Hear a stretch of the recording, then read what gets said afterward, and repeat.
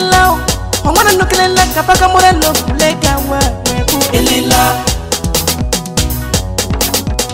Hello, I didn't look at Bania. Don't want to get by your name. Bahola and get my book.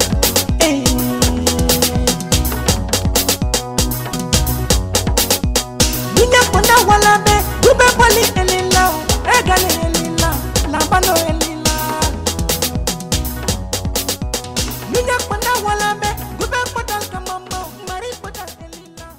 Nous avons avec nous ici sur le plateau de la RGI notre invité du jour, El Hadj Papakoli Kourouma, président du parti Génération pour la Réconciliation, l'Unité et la Prospérité, GRUP. Et aujourd'hui, nous allons parler des prochaines élections législatives en République de Guinée. Bonsoir, Monsieur le ministre. Oui, bonsoir, mon cher frère Germain. Comment allez-vous? Oh, oui, ça va très bien, Monsieur le ministre. Voilà, aujourd'hui, comme je le disais tout de suite, nous allons parler des prochaines élections législatives en République de Guinée. Et en vous remerciant d'être sur le plateau de la RGI, ma première question est par rapport au parti Génération pour la Réconciliation, l'Unité et la Prospérité. Ce parti, pouvez-vous nous en parler, s'il vous plaît? Oui, merci. Le parti groupe, comme vous l'avez dit, Génération pour la Réconciliation, l'Unité et la Prospérité, est un parti comme tout ce parti qui a eu son adhérent le 14 octobre 2011. C'est un parti libéral à participation démocratique et qui évolue sur toute l'étendue de la République de Guinée. C'est un parti qui a pour devise l'unité, le travail et la solidarité. Et son rôle, c'est d'évoluer sur l'espace politique guinéen avec pour ambition de conquérir le pouvoir par les urnes. Voilà un peu l'objectif du parti. Voilà, donc c'est ça, donc c'est cela l'objectif du parti. Et cela nous amène certainement à une autre question. El Hadj, nous avons vu que pendant les élections présidentielles, vous avez été porté par un autre parti. Et pouvez-vous nous parler un peu de ce qui différencie ce parti au parti que vous avez aujourd'hui et pourquoi vous avez un nouveau parti? Ce n'est pas la même chose. La preuve que ce n'est pas les mêmes dénominations. Pendant les élections présidentielles, on a été présenté par un parti qu'on appelait le RDR, qui avait été mandaté par un collectif de partis. En date d'aujourd'hui, qu'on appelle le parti, nous avons créé notre propre parti parce que tout simplement, on n'a pas envie de mettre une dizaine d'électeurs qui avaient voté pour nous pendant les élections présidentielles. Et comme ça, il fallait bien qu'on essaie de les regrouper, de garder le contact avec eux, de maintenir nos relations pour les échéances futures. Et il fallait bien un cadre politique. Le cadre politique n'est autre que le grand parti politique. Puisque le RDR qui avait présenté ma candidature l'avait fait au nom d'un collectif, je n'étais pas responsable, le premier responsable de ce parti. J'ai trouvé qu'il fallait créer le cadre afin de maintenir ces nombreux électeurs. C'est pourquoi un cadre a été créé qui est aujourd'hui le groupe. Donc, la Génération pour la Réconciliation, l'Union et la Prospérité. Voilà un peu la motivation qui nous a amené à créer notre propre parti. Voilà, merci Monsieur le Président du parti Génération pour la Réconciliation, l'Union et la Prospérité. Donc, je voulais dire à tous nos auditeurs que maintenant, nous avons avec nous El Hadj Papakoli Kourouma, qui est le président du parti Génération pour la Réconciliation, l'Union et la Prospérité. Et le thème d'aujourd'hui, n'est-ce pas, c'est des prochaines élections législatives en République de Guinée. Donc, tous ceux-là qui veulent poser des questions, comme d'habitude, n'est-ce pas, vous faites star 61, on vous donne la parole et vous posez la question que vous souhaitez. Donc, monsieur, bon, j'ai envie de dire monsieur le ministre, effectivement, bon, bien que vous avez... C'est pas grave, monsieur le ministre d'État. Voilà, monsieur le ministre d'État, effectivement. Monsieur le ministre d'État. Donc, comment notre thème, c'est des élections législatives. Comment est-ce que votre parti prépare les élections législatives en République de Guinée? Mais très bien. Les élections législatives ne se préparent pas autrement. Toute la question de préparer une liste nationale et de présenter des candidats unis nominaux dans les préfectures. C'est là que nous sommes en train de travailler actuellement. Il faut se dire maintenant, depuis un an, ce parti est né. On a commencé par l'installation du parti. Nous sommes installés sur toute l'étendue du territoire aujourd'hui. Nous avons des représentants partout, nous avons des militants. Chez nous, on ne les appelle pas des militants, on les appelle des compagnons. Parce que nous avons deux types d'adhérents au parti. Il y a les compagnons qui viennent adhérer au parti à cause de son projet de société, sous deux formes. Il y en a qui viennent, qui sont des compagnons simples, qui accompagnent le parti, et il y a d'autres qui sont des partenaires. Ça, c'est un peu qui évolue dans les différentes associations de développement que les uns et les autres créent pour travailler pour eux et faire le travail par eux-mêmes. Donc, ce sont ces deux types de compagnons que nous avons. Donc, je disais bien que c'est à cela que nous sommes en train de travailler à la date d'aujourd'hui. Tout dernièrement, nous avons fêté le premier anniversaire de notre parti. Les militants, que nous appelons nous les compagnons et les partenaires, étaient venus très nombreux de partout, de la Guinée, de Zérekuri en passant par Massanta, Yomo, Lola, et de Kanka en passant par Kirwani, Dela, Sigiri, Urusa, Gawal, Bokeh, Sangaredi, etc., etc. Tout le monde était là. Alors, l'objectif aujourd'hui des élections législatives, c'est de rafler les 114 postes. C'est ce que tous les partis veulent. Mais est-ce qu'on peut y arriver avec la multitude de partis? Ce qui est clair est que nous avons une politique et une stratégie en la matière. Nous sommes en train de travailler à cela. Et ce qui va faire au moment arrivé, je l'ai dit, j'ai déjà dit dans plusieurs interviews que nous sommes prêts. Même si demain on devait aller aux élections législatives, nous sommes entièrement prêts. Nous avons les représentants déjà dans toutes les préfectures qui ont essayé de mener les campagnes de façon individuelle, ça c'est au niveau local. Mais sur le plan national, nous avons une stratégie que nous allons mettre en vigueur pendant les campagnes électorales.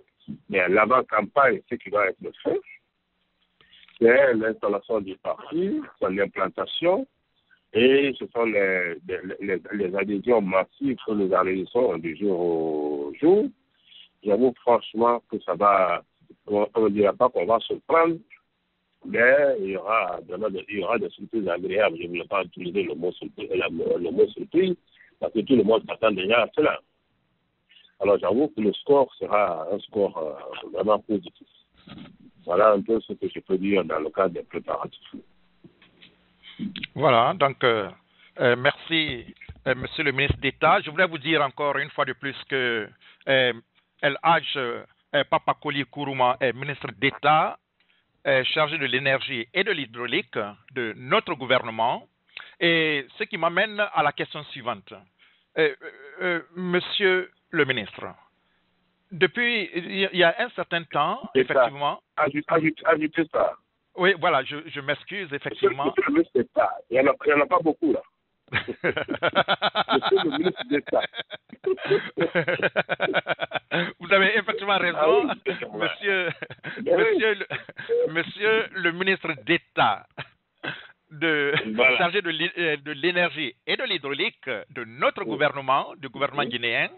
Donc, monsieur le ministre d'État, nous savons que c'est l'arc-en-ciel et n'est-ce pas, et ses alliés qui sont actuellement au pouvoir. Et à un certain moment, on avait proposé à tous les partis de bien vouloir adhérer à ce groupe de partis, à l'arc-en-ciel et ses alliés. Donc la question que nous nous posons, c'est de savoir pourquoi votre parti, est-ce que d'abord votre parti fait partie de ce groupe de partis, et sinon, pourquoi? Oui, non, vous savez, il y a eu l'Alliance Arc-en-Ciel. Ouais. Qui a soutenu la candidature du président professeur Alpha Condé au deuxième tour.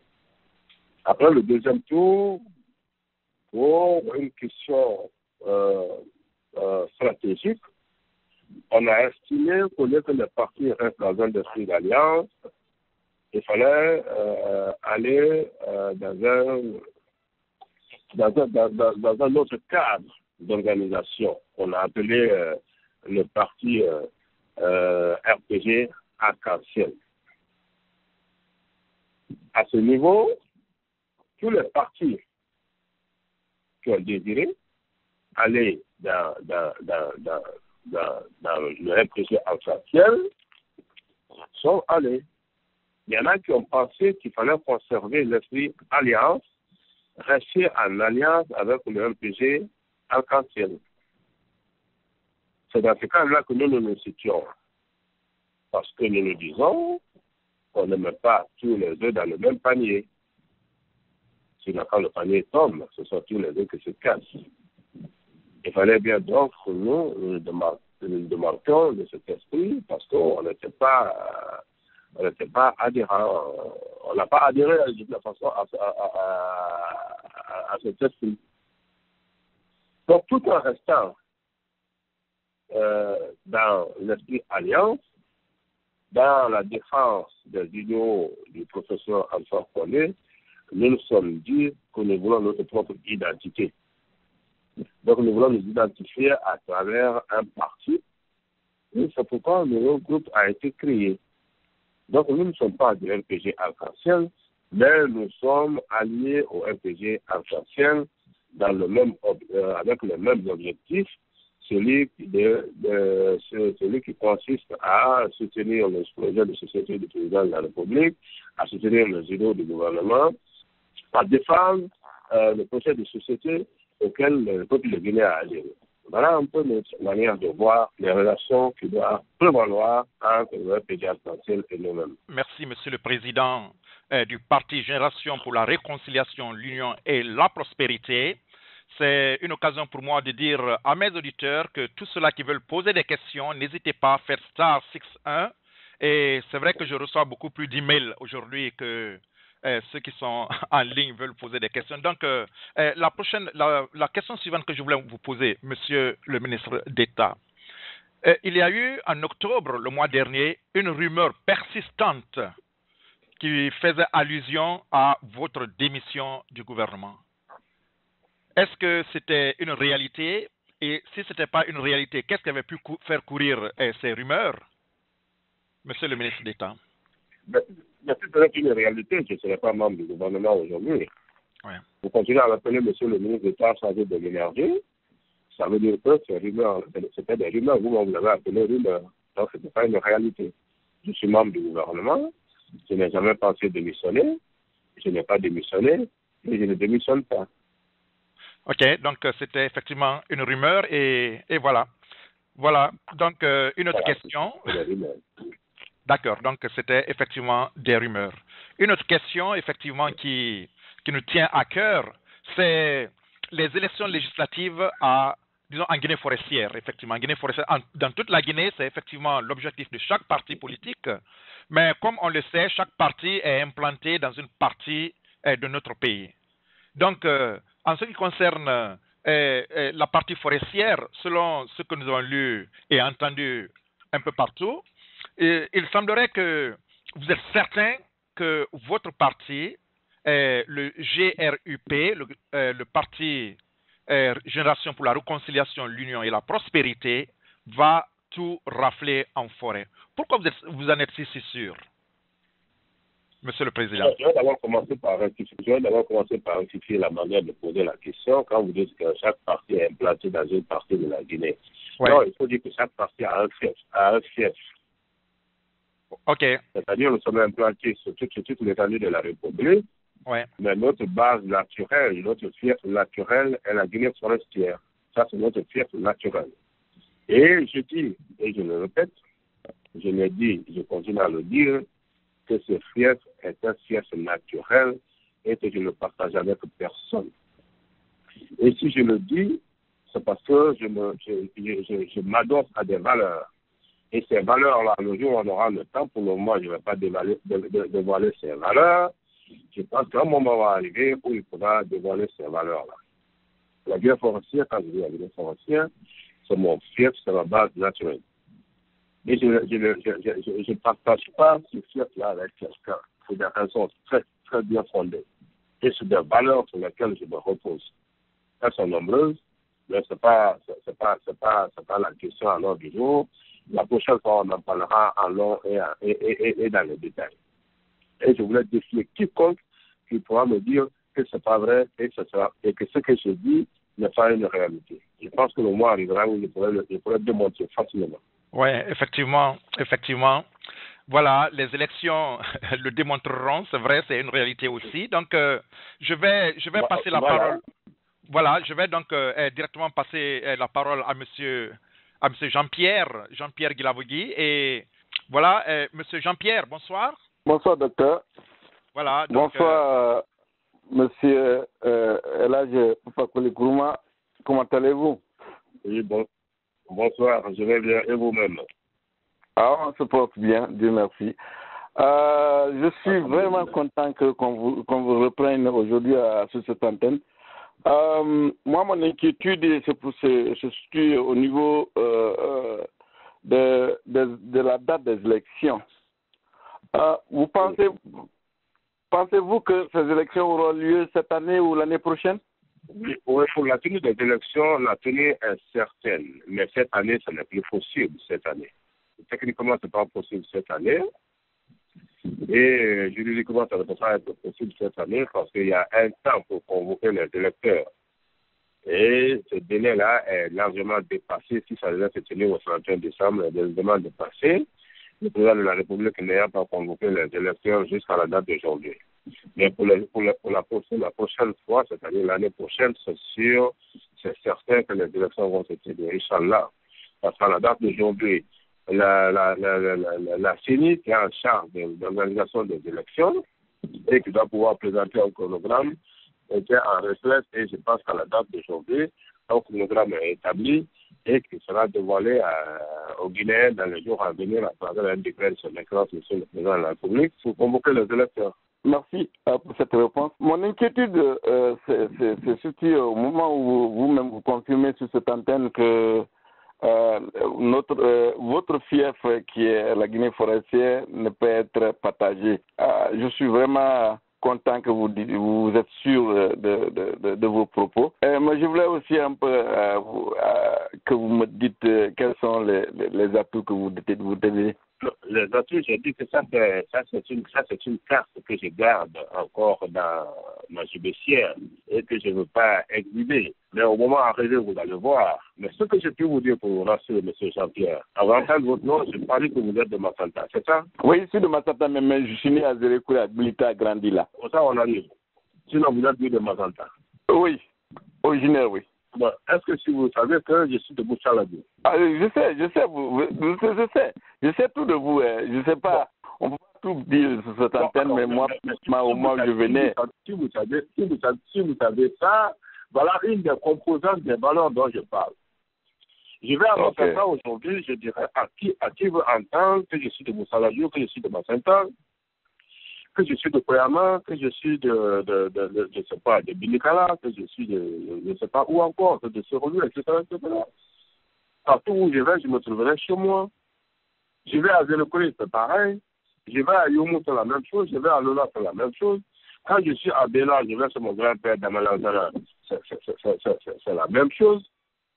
Je viens à Mamo, quand vous me trouvez à Timbo, vers là-bas, ou quand vous dites que Papa Koulé est là, c'est incontestable. Quand je vais à Cancan, on me dit que je vais chez mon grand-père. OK? Dans la famille Kaba, c'est la même chose. Donc voilà un peu des valeurs sur lesquelles je m'adosse et qui me permet de dire qu'aujourd'hui, le fief, je ne le partage avec personne. Parce que personne ne peut me contester ce que je viens de dire et personne aujourd'hui peut se prévaloir de la même physionomie géopolitique. Alors, le moment va arriver, on en parlera. Mais c'est juste une orientation en matière pour que vous sachiez que quand je le dis, je ne le dis pas au hasard. Laissez-moi une minute. Donne-moi une minute. Ok. D'accord, votre dernière question. Dernière question. Ok. Moi, par exemple, je ne suis pas partisan de votre parti et je pense bien que vous conviendrez avec moi. Quels sont les atouts, quels sont les éléments, quelles sont les propositions et le projet de société que vous proposerez à moi pour voter pour vous demain? Oui, c'est ça, une très très belle question. Ouais. C'est vrai, vous savez, un parti, je l'ai dit il n'y a pas longtemps, c'est un grand parti, c'est pas par son âge. C'est la pertinence de son projet de société, c'est la valeur des hommes qui composent le parti et c'est l'implantation sur le territoire national du parti. Et je pense qu'à la date d'aujourd'hui, nous avons un projet de société bien défini.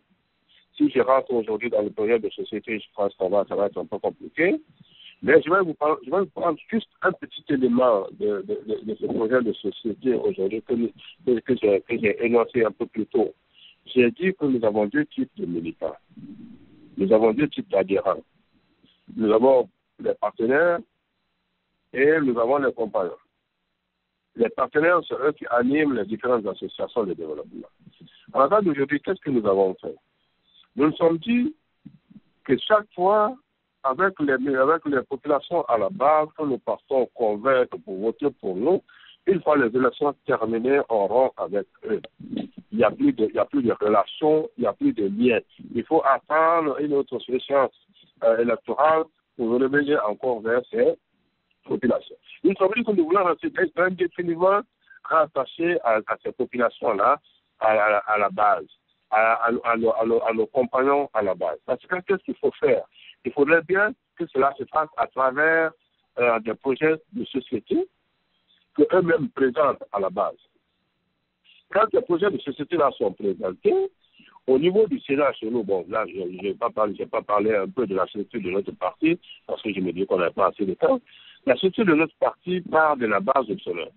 Nous avons ce que nous avons les CEBA, qui sont les comités exécutifs de base. Nous avons les CC, qui sont les comités exécutifs de section. Nous avons les CIRI, qui sont les comités exécutifs régionaux.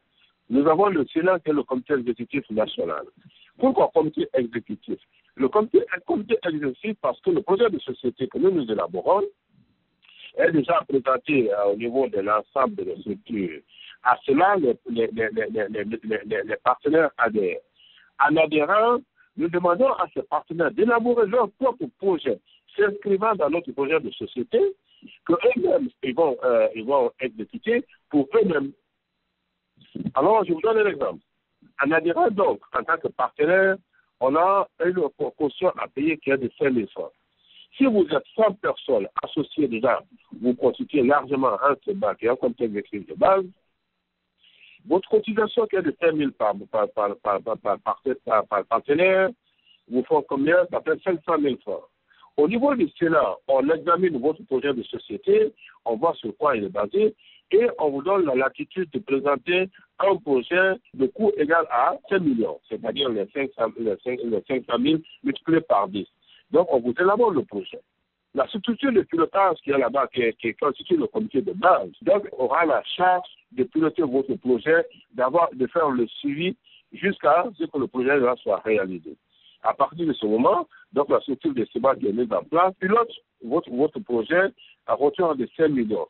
Donc les 500, le Sénat vous donne donc 5 millions, participe au capital de votre projet à hauteur de 4 millions 500. 4 millions 500 plus 500, ça vous fait 5 millions. Vous mettez le projet en œuvre. Si au bout d'un certain temps, par rapport à votre programmation, vous remboursez les 5 millions, c'est-à-dire vous êtes parvenu à démontrer que votre projet est un projet viable, et que le projet a fait des résultats, et que le projet a pu épargner 5 millions, le Sénat multiplie les 5 millions par 10 et fait 50 millions. Ces 50 millions encore sont réinvestis dans le même projet, pas autre projet, dans le même projet, mais avec des dimensions 10 fois supérieures. Il faut se dire encore que différents CEBA installés sur tout le territoire de la République de Guinée peuvent s'associer et former un seul groupement pour pouvoir encore obtenir un financement plus supérieur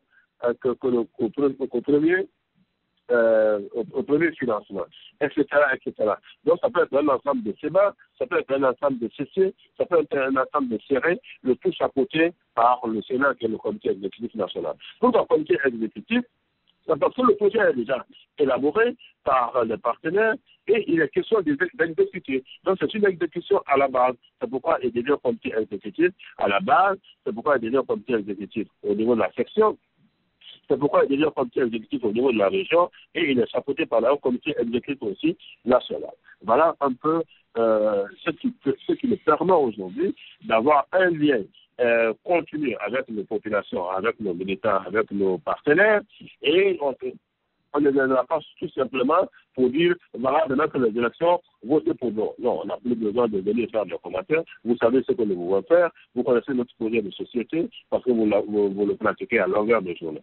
Voilà des atouts que nous avons qui nous permettent aujourd'hui de dire que si nous nous présentons dans notre fief, on ne va pas pour le conquérir. On ne va pas pour le conquête, mais on va plutôt tout simplement nous dire aux gens, voilà, le moment est arrivé. Voilà, donc merci M. Jean-Pierre Guilavogui, merci M. le ministre d'État pour cette réponse et toujours dans la continuité des questions par rapport aux élections législatives.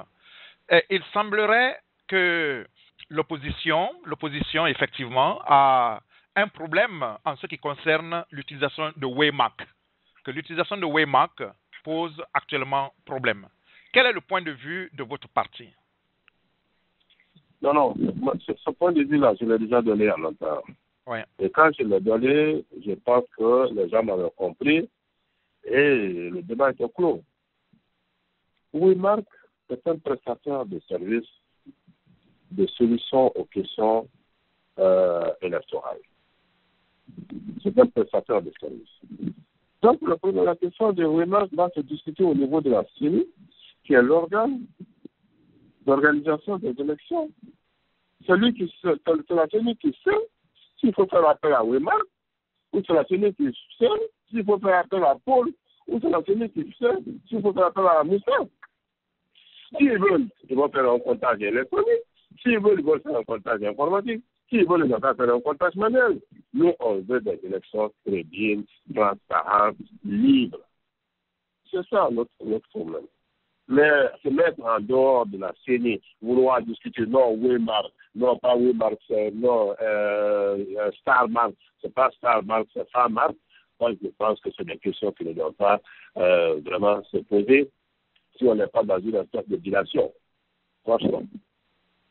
Voilà, donc c'est ça effectivement le point de vue du président du parti Génération pour la Réconciliation, l'Union et la Prospérité, M. El Hadj Papa Koli Kourouma. Il est le ministre d'État chargé de l'énergie et de l'hydraulique du gouvernement guinéen, de notre gouvernement. Et pour en revenir, Monsieur le ministre d'État, à votre fonction au niveau de l'énergie et de l'hydraulique. Conakry, nous avons de l'espoir. Il semblerait effectivement qu'il y a quelques changements. Il semblerait.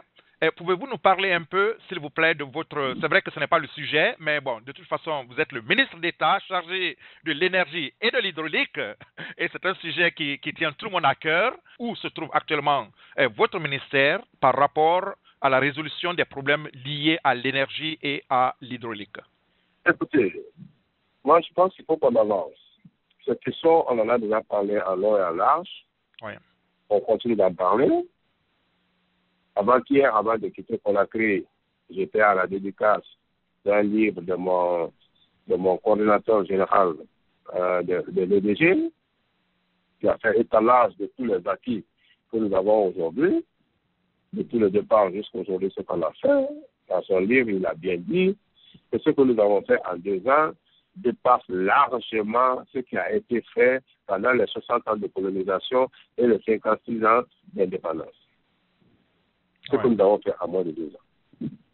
Je ne voulais pas revenir dessus parce qu'à ce niveau-là, c'est la mise en œuvre de la politique que nous avons eu à définir. Je voulais plutôt maintenant vous parler de la nouvelle politique, ce que vous allez voir les jours à venir. Parce que ce qui est en train d'être vu maintenant, je l'ai dit longuement, on a fait le diagnostic, on a vu qu'est-ce qui était là et qu'est-ce qu'il fallait faire. Nous avons élaboré une politique en disant qu'il fallait donc maintenir, réhabiliter l'existant et progressivement procéder au remplacement de cet équipement vétuste qui était là et à faire de nouvelles adjonctions. Et c'est dans cette politique-là que nous sommes aujourd'hui.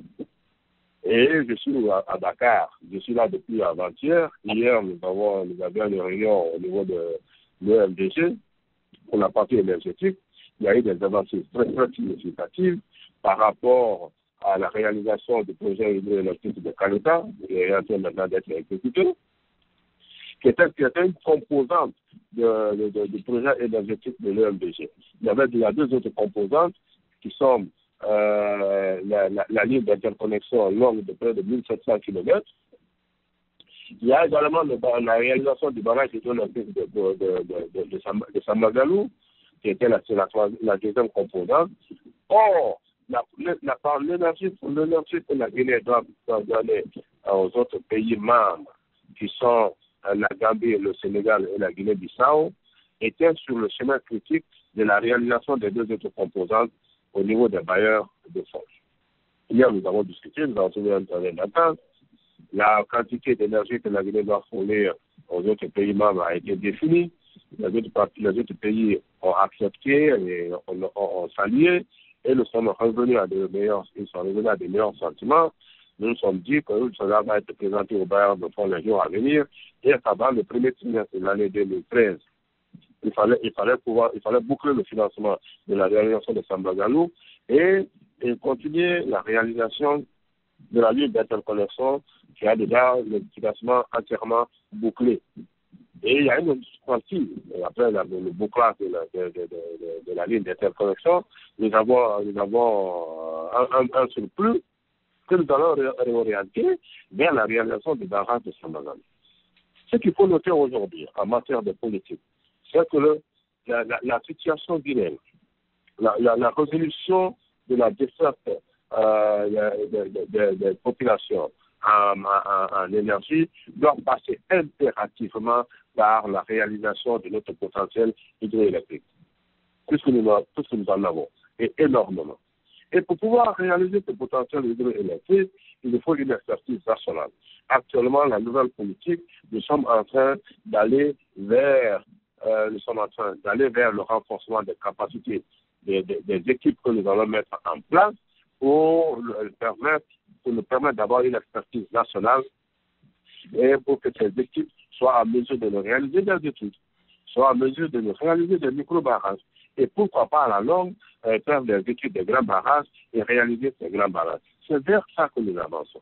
C'est quand nous allons avoir cette expertise, on peut réaliser des barrages à moindre coût. Mais aujourd'hui, si pour faire les études d'un micro-barrage, il faut aller chercher une expertise extérieure, j'avoue franchement tout cela complique les travaux. Mais si nous mettons en place notre propre expertise, franchement, ça facilite. Ça, c'est un premier cas. Un second cas, c'est que nous sommes dans une espèce aujourd'hui de monopole, qui ne dit pas son nom. Et c'est ce monopole-là que nous voulons casser en faisant une révision de nos lois qui nous permettra d'avoir des décrets d'application de la loi BOT que nous disposons pour pouvoir inviter et pour pouvoir favoriser l'installation et l'investissement dans le domaine électrique à travers des producteurs indépendants. Une fois que nous avons des producteurs indépendants identifiés, une fois que nous avons le climat de l'environnement bien assaini à travers des lois, à travers des textes d'application de la loi BOT, ça veut dire que les investisseurs seront attirés et les producteurs indépendants feront leur entrée dans le secteur. À ce moment, qu'est-ce qu'on fait? Nous prenons un projet par exemple, nous prenons un projet minier important. Dans cette politique, nous allons demander à toutes les sociétés minières qui vont s'installer désormais, qu'à côté de leur plan de gestion environnementale et sociale, de nous présenter un plan énergétique. Quelle est la quantité d'énergie qu'ils auront besoin au début, c'est-à-dire pendant la recherche? Quelle est la quantité d'énergie qui sera sollicitée pendant la construction? Et quelle sera la quantité d'énergie qui sera sollicitée pendant la phase d'exploitation? En ce moment, nous nous adressons aux producteurs indépendants alors que ce plan énergétique est quantifié et mis dans un agenda.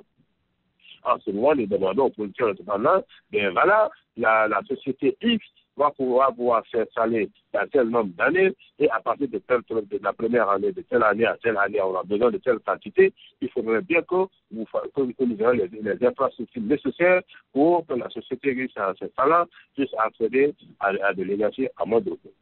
Ouais. Voilà un peu la politique que nous sommes en train d'élaborer aujourd'hui pour que le secteur soit attrayant avec le benchmarking et progressivement nous allons mener les réformes au niveau de l'entreprise qui a la charge aujourd'hui du transport, de distribution de notre énergie pour aboutir à deux formes de société, une société d'exploitation et une société de patrimoine. La société de patrimoine va vendre l'énergie.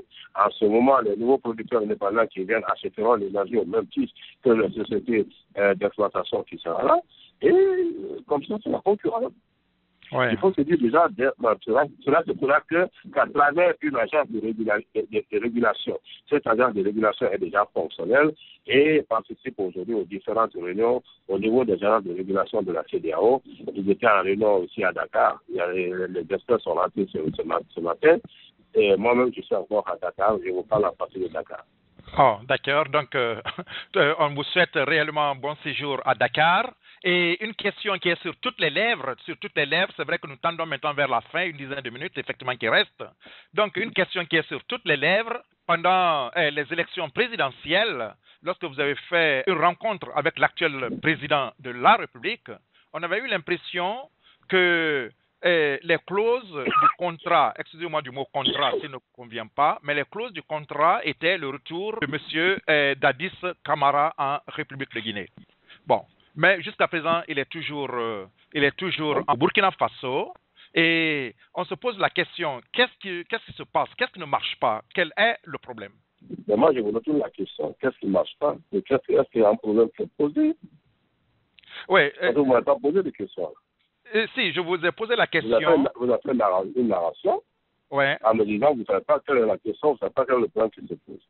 Ouais. Alors moi, je vous retourne la question pour vous dire, je ne sais pas qu'est-ce qu'il y a un problème et quel est le problème qui est posé. En fait, je voulais encore répéter, Monsieur le ministre d'État, je voulais répéter ma question. Lors des élections présidentielles, bon, on a eu l'impression que les clauses du contrat qui liaient le parti qui vous a présenté, les clauses du contrat qui liaient au président actuel, le professeur Alpha Condé, c'était que M. Dadis Camara devrait rentrer en République de Guinée. Mais jusqu'à présent, oui. Non, je vais vous aider. D'abord, on n'a pas eu de contrat avec le président de la République. Nous avons eu un protocole d'accord, un protocole d'attente pour aller aux élections. Oui.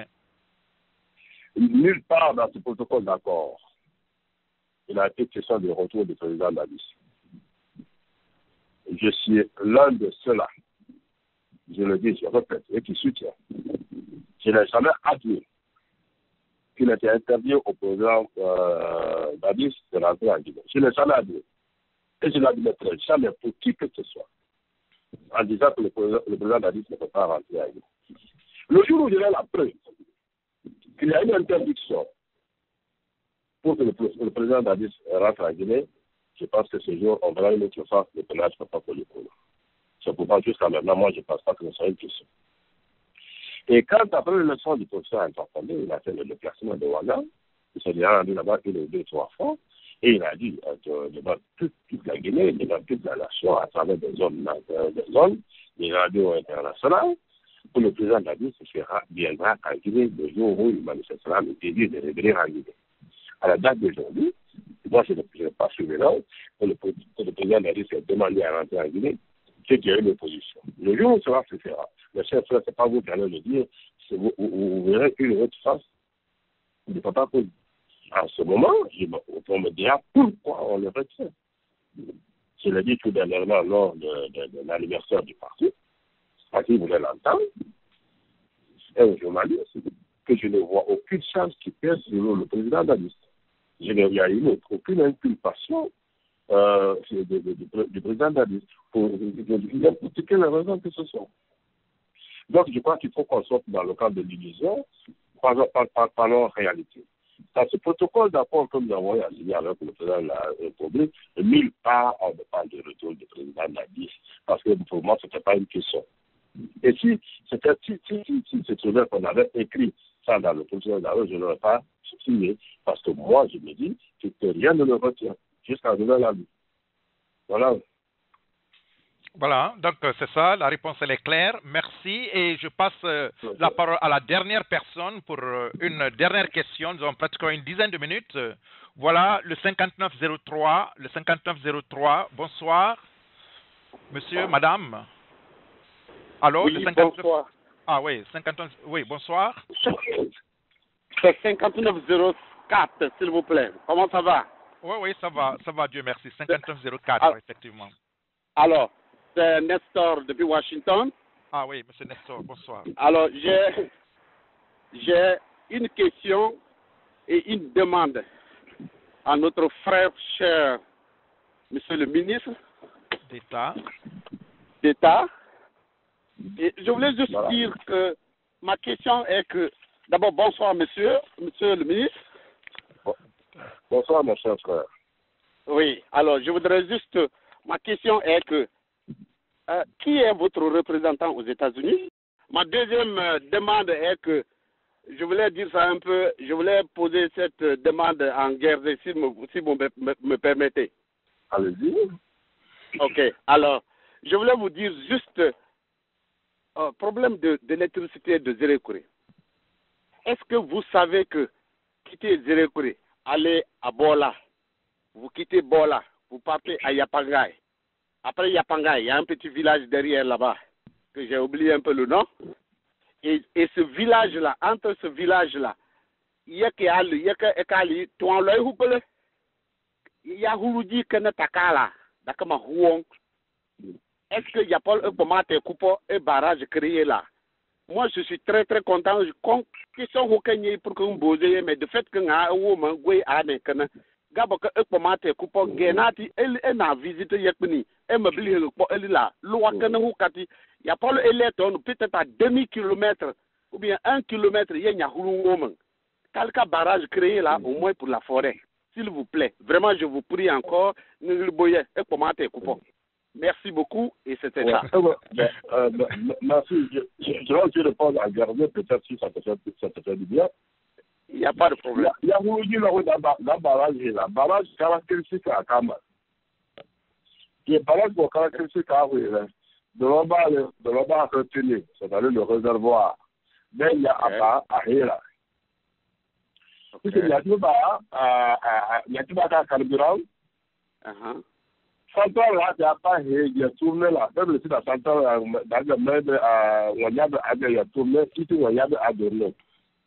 Dans ce cas, dénivelé de mal est comme. Plus le dénivelé est important, plus la puissance du barrage est élevée. Mais il y a un barrage. Donc, c'est extrêmement important. Et la question environnementale, quand barrage est réservoir à Wakama, il y a dit qu'à Wakama, à Wakama, bien qu'après Wakama, parce que c'est souvent à des portes définies, pour que il y a pas pour toute l'année, pour que le productif soit élevé. Dénivelé qui vient à Wakama, on parle qu'à barrage, mais il y a des barrages, il y a que les meilleurs. Mais à la date d'aujourd'hui, point de barrage à identifier qui sont rentables. Vous prenez de 106 sites à la date d'aujourd'hui. Mais peut-être dans la parole de Palma-Kéa, parce que moi, je dis que dans le repérage à Bicala, baril, on va canal. Donc, dans le cas, dans on parle au coût de baril, on se dit non, on rappelle qu'à barrage. Dans la date d'aujourd'hui, que Darakala a repris, certainement, ça peut se faire. Mais vous comptez à la Guinée, je vous assure. Expertise bien le jour où on aura cette expertise nationale, on va avoir un problème parce que la Guinée est vraiment dotée. La Guinée a un potentiel hydroélectrique de près de 6 000 mégawatts. Il y a une résolution. Dans l'une des résolutions est que tous les pays de l'EMDG se sont accordés et reconnaissent aujourd'hui que la Guinée a un potentiel hydraulique élevé, incontestablement. Donc, la résolution est que tous ces pays doivent se donner la main et faire de la Guinée un pays exportateur d'énergie. C'est déjà suffisant. Et je pense qu'à l'heure d'aujourd'hui, qu'après avoir expliqué.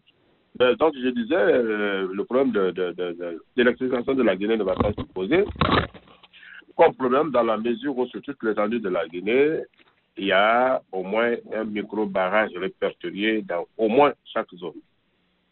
Alors, chaque fois qu'on aura cette expertise qu'on donne tout à l'heure, ça sera juste une question d'exécution et il va y avoir des programmations au niveau du BND, du budget national de développement, pour que ces barrages-là soient réalisés.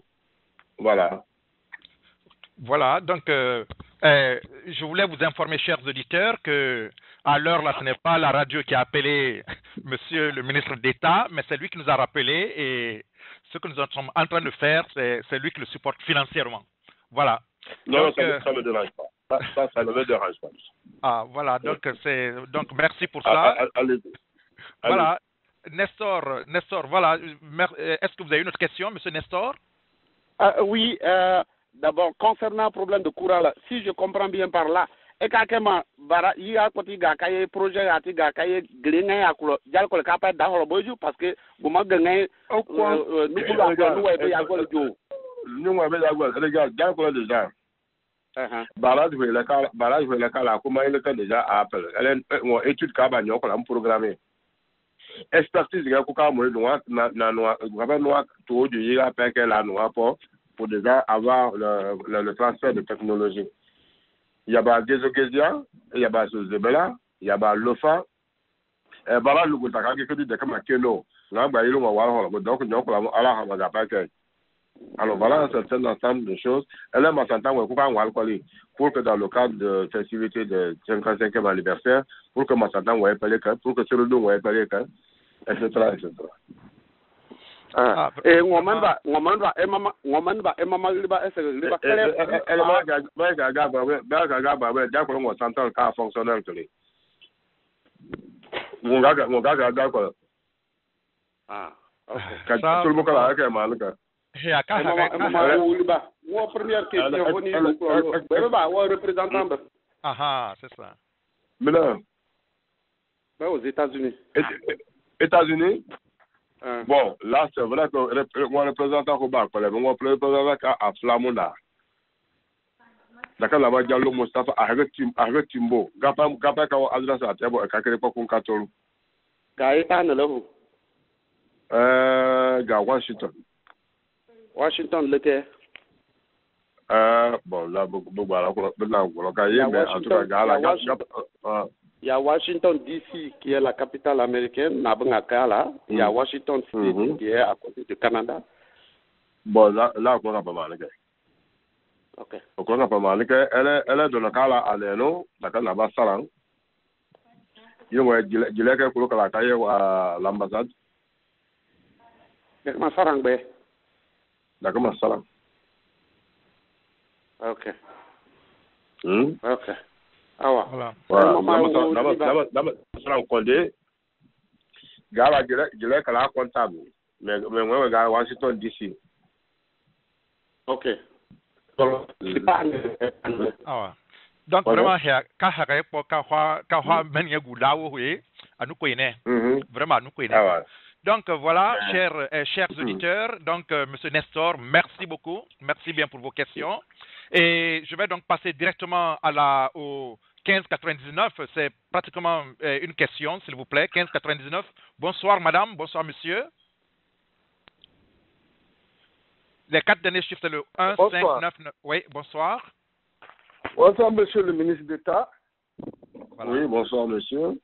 Je me nomme Mohamed Lamine Keita, je suis des Eréforés. Et ma question se pose sur les événements amis, les préparatifs de la fête de l'indépendance de notre pays qui va célébrer à Zéro-Corée. Oui. Je voulais simplement demander quelles sont les perspectives de votre département en matière d'électrification de Zéro-Corée.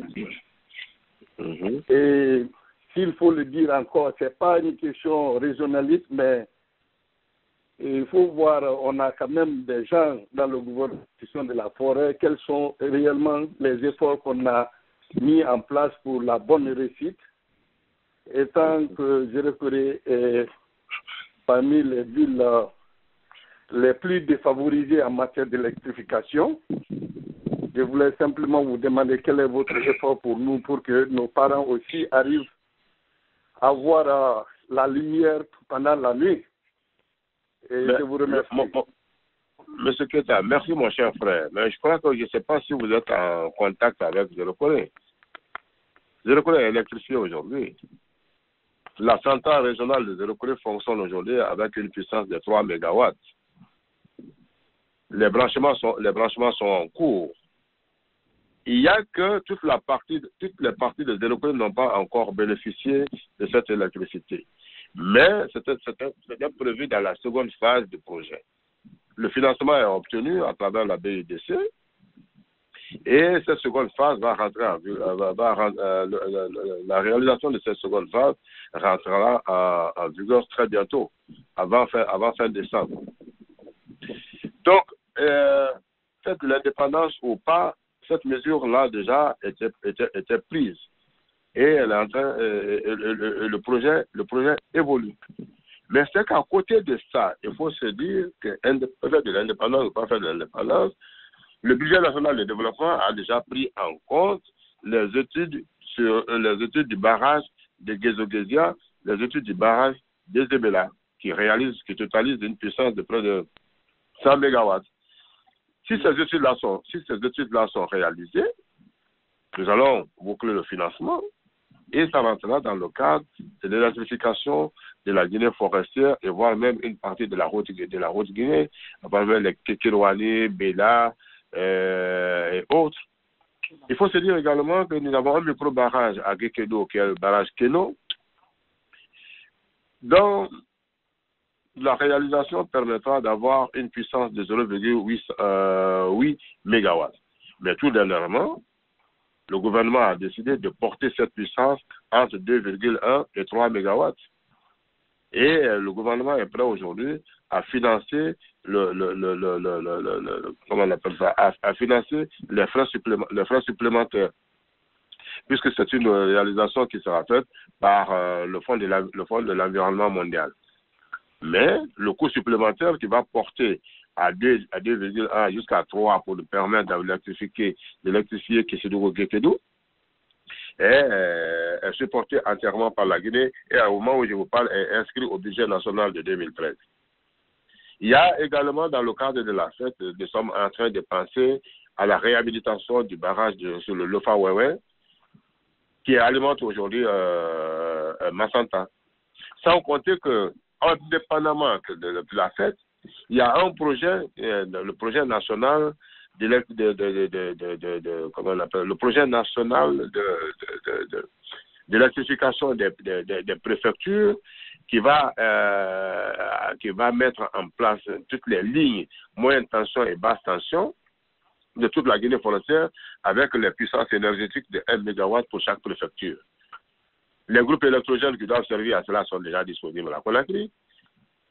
Les sites qui doivent recevoir ce groupe électrogène sont déjà réalisés dans toutes les préfectures. Donc la ligne qui va permettre donc d'électrifier les villes est en train d'être construite en moyenne et en basse tension. Donc je pense que ce n'est pas juste une question de fait, c'est une question de planning, c'est une question de programmation, de plan directeur d'électrification de nos villes. Alors j'avoue franchement qu'aujourd'hui le travail est fait. C'est pourquoi je me dis, moi, que c'est des choses dépassées maintenant. Je vous parle des perspectives, de la nouvelle politique. C'est ce que j'étais en train d'énumérer. Sinon, tout ce dont je parle là maintenant ça a déjà été projeté et on est en cours de réalisation. C'est pourquoi j'ai parlé tout à l'heure de la dédicace du livre que mon coordinateur général a fait il y a 2 jours. Qui prend en compte toutes ces programmations, ce qui est réalisé et ce qui reste à faire. Voilà. Okay. Alors, Monsieur le ministre, je vous remercie vraiment de votre explication. C'est une immense joie de ma part d'entendre que ma région, quand même, n'est pas oubliée. Et je pense que le gouvernement des professeurs Alpha Condé sont en train vraiment de bouger à la satisfaction quand même à partir de votre explication. Je suis vraiment ravi et que Dieu vous protège dans vos services. Merci beaucoup. Merci beaucoup. Le mérite revient au professeur Alassane Fali. Merci M. Keïta. Merci M. Keïta. Donc voilà, effectivement, comme je le disais, nous allons maintenant clore ce débat. Germaine, parce que... Oui. Je voulais poser une question. Ah S'il oui, vous plaît. Madame Keïta. Oui, effectivement. Bon, Excellence, c'est M. Keïta qui parlait maintenant, c'est Madame Keïta. Elle représente le RPG ici, c'est elle. Non, il ne faut pas dire ça. Ok. Voilà. Oui, madame. Ok. Je voulais d'abord remercier son Excellence, le ministre d'État, de nous avoir pris en charge ce soir, parce que c'est avec lui. Ouais. Il est en train de nous financer aujourd'hui. Merci beaucoup pour votre patriotisme. Ma question, son Excellence, c'est par rapport à votre arrivée au pouvoir. Depuis l'arrivée du professeur Alpha au pouvoir, j'aimerais savoir, parce que vous avez fait un bilan à votre niveau en tant que ministre d'État à l'énergie, j'aimerais savoir au jour d'aujourd'hui, quels sont les actes posés en général par le gouvernement du professeur Elhadji Alpha Condé. S'il vous plaît. Bon, si je prends domaine par domaine, je crois que le chapelet sera long. Hein? Si je prends sur le plan vous pouvez vous résumer, mais son excellence. Si je prends sur le plan économique, oui. Il y a des réformes fondamentales qui ont été menées. Le taux d'inflation a été régulé. Vous avez tout le monde a entendu aujourd'hui, tout le monde parle PPTE. Donc, nous avons eu l'allègement de la dette. La monnaie a été stabilisée. Très bien. Quand nous prenons mon domaine particulièrement, quand on venait, il y avait zéro groupe qui fonctionnait au niveau de Tombo sur 7. À la date d'aujourd'hui, si ces 7 groupes-là fonctionnent, nous avons cassé Tombo 1, nous avons cassé Tombo 2. En lieu et place de ces Tombo, de nouvelles centrales sont en train d'être érigées. Donc, il y a une adjonction de capacité de 100 MW qui est en train d'être injectée. Toutes les préfectures de la Guinée connaissent aujourd'hui l'éclairage public à travers les panneaux solaires. Très bien. La ligne le pylône qui était tombé entre pour le transport de l'énergie produite au niveau des grandes chutes jusqu'au niveau de Conakry a été réhabilité, près de 19 pylônes.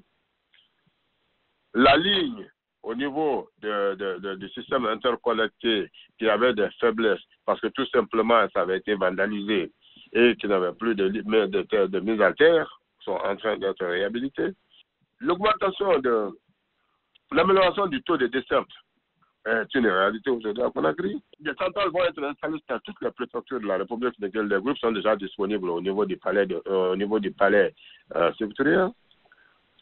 Les lignes qui doivent permettre de distribuer l'énergie qui va être produite par ces centrales est en train d'être réalisée. Donc, c'est un ensemble de projets que nous avons menés depuis l'arrivée du professeur au pouvoir. À la date d'aujourd'hui, appelés partout en République de Guinée. Actuellement, les gens se disent, le riz, combien ça coûte? Cette année, la commercialisation du riz même est difficile. Nous sommes obligés d'acheter le riz que les paysans ont produit parce que le coût a baissé. À la date d'aujourd'hui, vous partez sur n'importe quelle part de la Guinée, le riz, c'est entre 200 et 220 000. Ça, c'est les parties les plus éloignées de Conakry à cause du transport. Et si je prends quel autre domaine? Quand je prends le domaine minier, toutes les conventions sont en train d'être révisées, les conventions de base, pour essayer de formuler les meilleures pratiques en la matière. Si je prends encore quoi d'autre? Voilà, tous les domaines, par n'importe quel domaine, vous trouverez qu'il y a une avancée significative. On ne peut pas se mettre aujourd'hui à énumérer, sinon on passera la nuit ici. Donc, dans tous les domaines, il y a eu du progrès. Et je crois que c'est visible. Quand vous regardez du côté touristique, les hôtels sont en train de pousser à Conakry comme les champignons. Et voilà, les investisseurs qui ne laissent pas de venir partout. Vraiment, je pense que le professeur Alpha Condé, quand il a dit Guinée is back, véritablement, la Guinée is back. Quand je prends Caleta qui est en train d'être réalisé aujourd'hui, c'est un projet qui a commencé depuis bien avant l'indépendance, depuis 1956. À l'arrivée du professeur Alpha Condé, à moins d'une année, on a commencé aujourd'hui ce barrage. Aujourd'hui, le Batardo est réalisé, les excavations sont en cours. Et le pont provisoire a été réalisé. Tout le matériel qui doit servir à mettre le barrage en place est déjà de l'autre côté. La cité du maître d'ouvrage a commencé. La route d'accès est complètement terminée. Et donc, ça sera bitumé à la fin des travaux. Et la puissance que nous sommes en train de poser, qui est une puissance de 240 MW, en elle seule, elle est égale, elle est supérieure à toutes les puissances qui ont été installées depuis bien avant l'indépendance et jusqu'après l'indépendance. Je crois que ça, cet exemple seulement est une illustration éloquente du travail que le professeur Alpha Condé est en train de réaliser en Guinée aujourd'hui. Voilà, donc c'est ça effectivement. Et donc voilà, et maintenant c'est vrai que vraiment, bon, en vous écoutant, je m'excuse je suis toujours encore pris par ce que vous étiez en train de dire. Et voilà, notre entrevue de ce soir est tend vers sa fin, n'est-ce pas? Donc voilà, au nom de la radio, je vous remercie pour avoir eu l'amabilité de venir nous rencontrer ici, effectivement. Ça fait plaisir de savoir un peu ce qui se passe chez nous, comment ça se passe, et des bouches les plus autorisées, effectivement.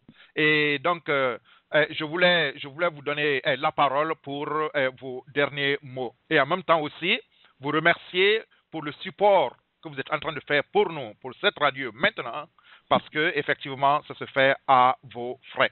Donc voilà, quels sont vos derniers mots, monsieur le ministre d'État?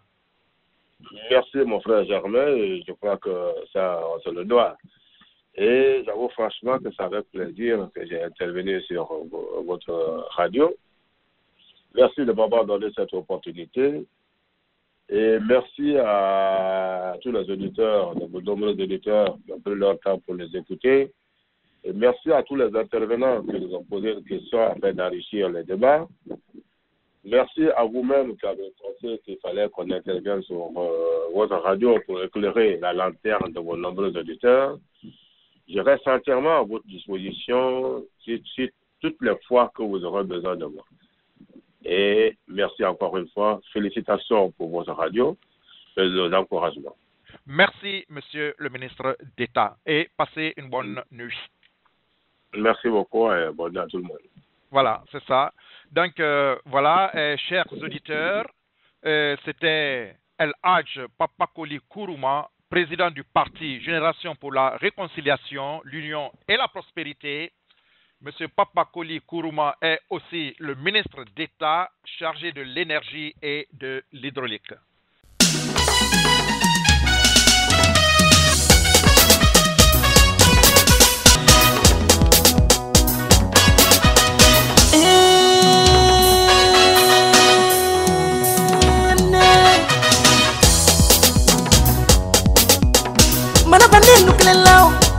Nukelela kapaka morelo lega wa elela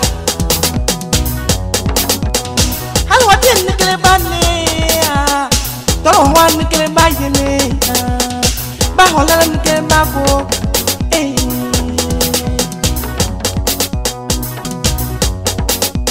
dunya konda wala be ube boli